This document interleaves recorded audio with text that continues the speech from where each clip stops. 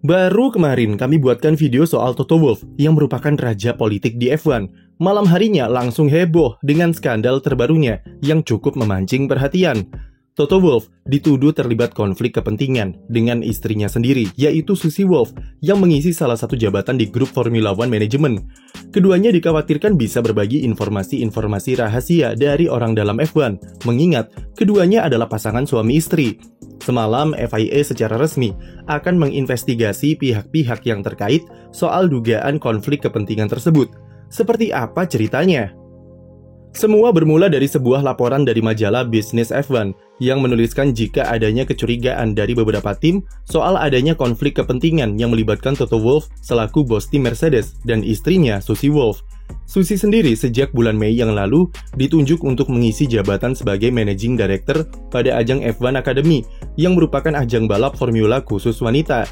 Jabatan tersebut meskipun terpisah dari F1, namun masih ada dalam satu naungan Formula One Management atau FOM yang dipegang oleh Liberty Media. Ada kekhawatiran dan kecurigaan jika Toto Wolff bisa mendapatkan berbagai informasi-informasi rahasia dari istrinya sendiri yang tentunya tidak bisa diakses oleh bos-bos tim lainnya.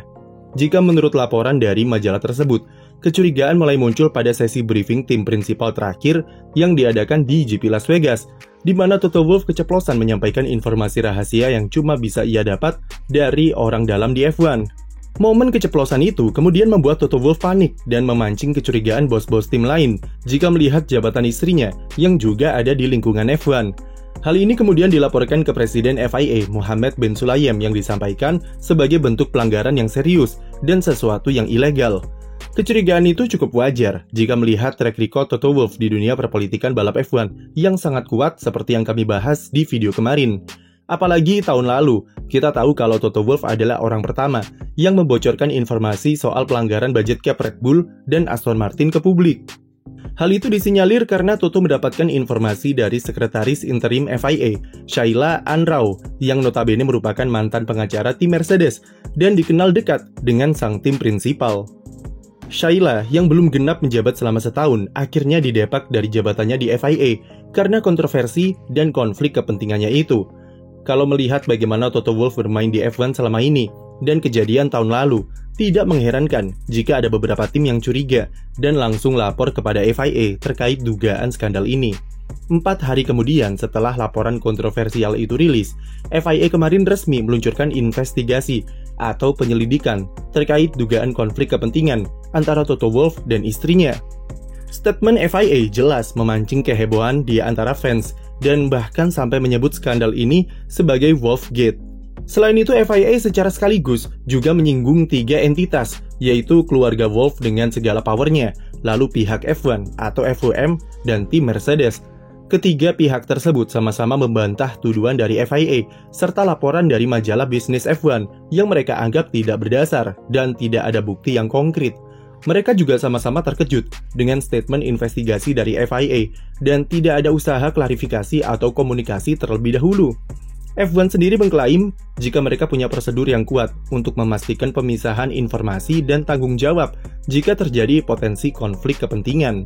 Statement dari Susie Wolff lebih berani lagi karena sebagai representasi dari keterwakilan perempuan di dunia F1, dia menganggap tuduhan yang diarahkan kepadanya didasari intimidatif dan misoginis karena status pernikahannya.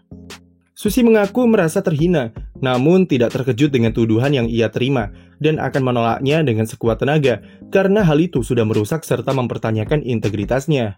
Ada beberapa hal yang bisa kita bahas dari dugaan skandal Wolffgate ini. Pertama, menurut kami, ini bukan soal adanya masalah gender atau misoginis seperti yang dibilang oleh Susie Wolff. Masalah ini sesederhana adanya 2 orang dalam satu keluarga yang punya jabatan di dalam institusi yang saling bersinggungan.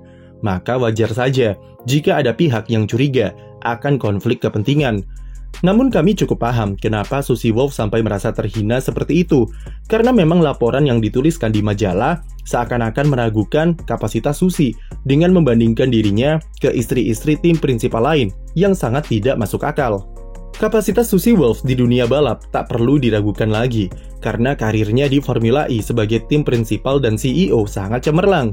Bersama Susi, tim Venturi jalani musim terbaiknya di Formula E dan sempat huni runner-up konstruktor pada 2022. Susi juga mendirikan organisasi non-profit bernama Dare to be Different pada tahun 2016 yang bertujuan untuk memfasilitasi peran perempuan di dunia balap. Jadi kapasitas Susi Wolff di dunia manajerial sudah sangat mumpuni untuk mengisi jabatan di ajang F1 Academy.